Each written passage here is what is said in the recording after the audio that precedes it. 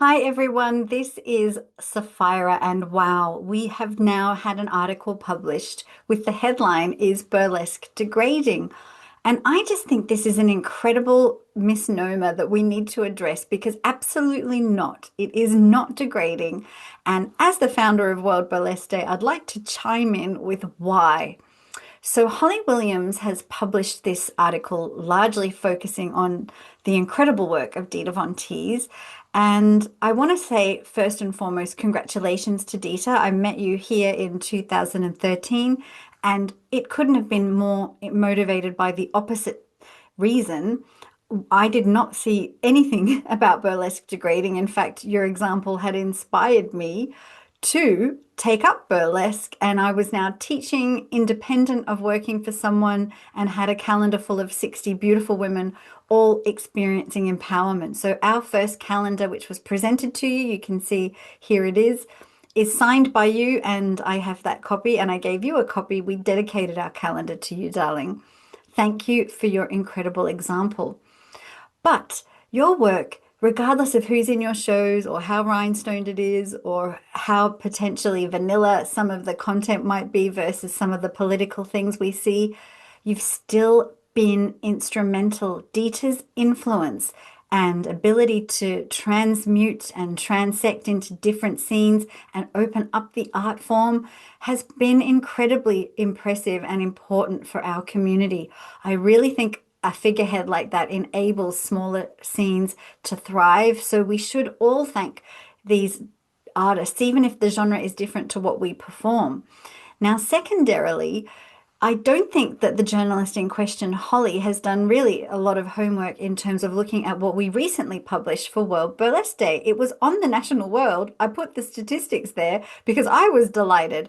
We had a 678,000 person reach for the first time ever. In 5 years, that's actually quite incredible.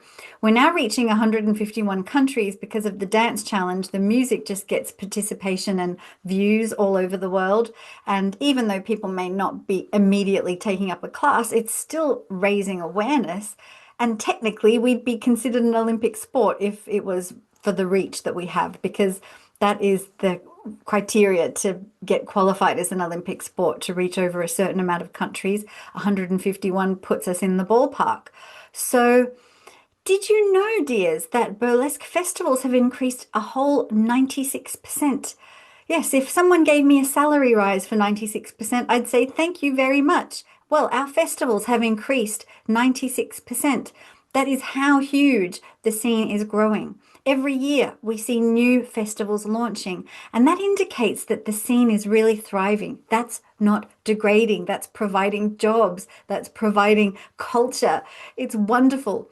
But furthermore, I don't think you looked at the dance challenge. Look at this. Sabrina Boscaro has just performed in a wheelchair, non-English speaking in Italy to show her enthusiasm. And she says in the article that is published that this helps me express my femininity without being vulgar. We have the amazing statistic here from Brand 24, which monitors all of the keywords and media words in every language around the statement or hashtag World Burlesque Day. 67% sentiment of positivity and joy, no negativity. Everything else was neutral. So this is indicative too that what people are talking about with burlesque is positive, is empowering and enriching their lives. So I just want to say there is really irrefutable statistics that World Burlesque Day and burlesque is not degrading. And we should really all take heart in that and unite under that.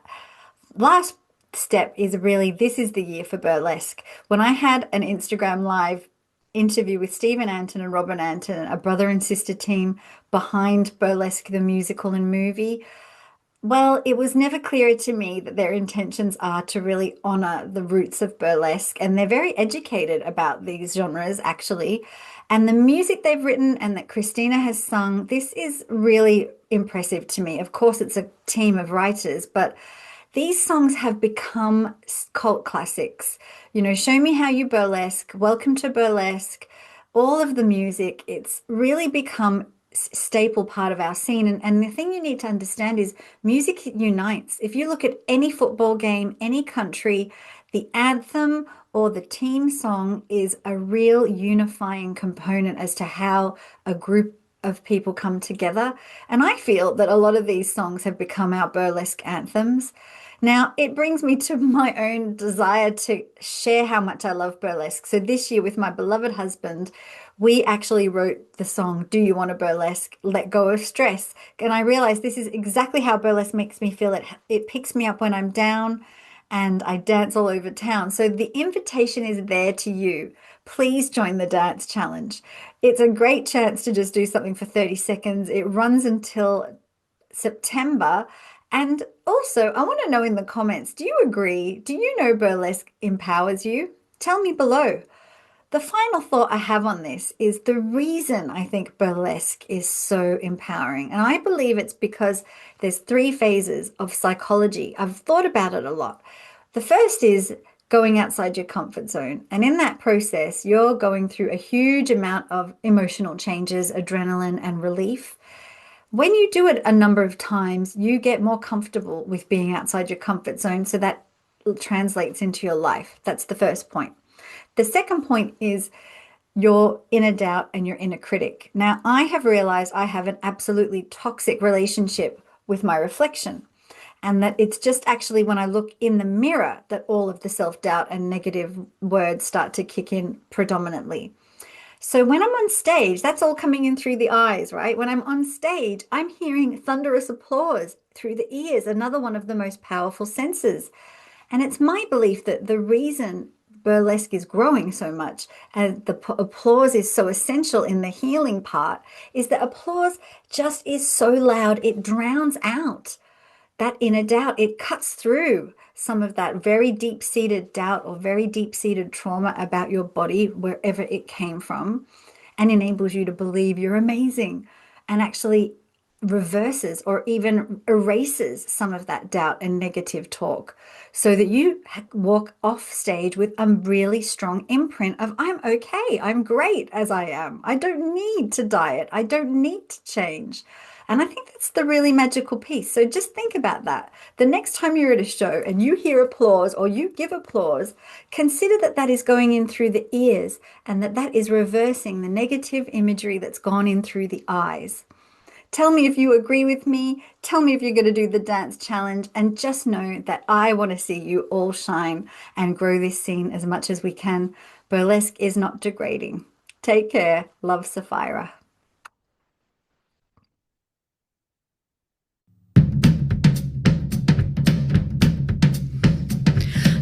You want to burlesque? Show me how you impress. Think your life's in a mess. Let go, let go, let go of stress. Put your hand in a glove. Point to one that you love. Feel the light from above. It's everything you're dreaming of. Do you want to burlesque? Show me how you impress. Think your life's in a mess.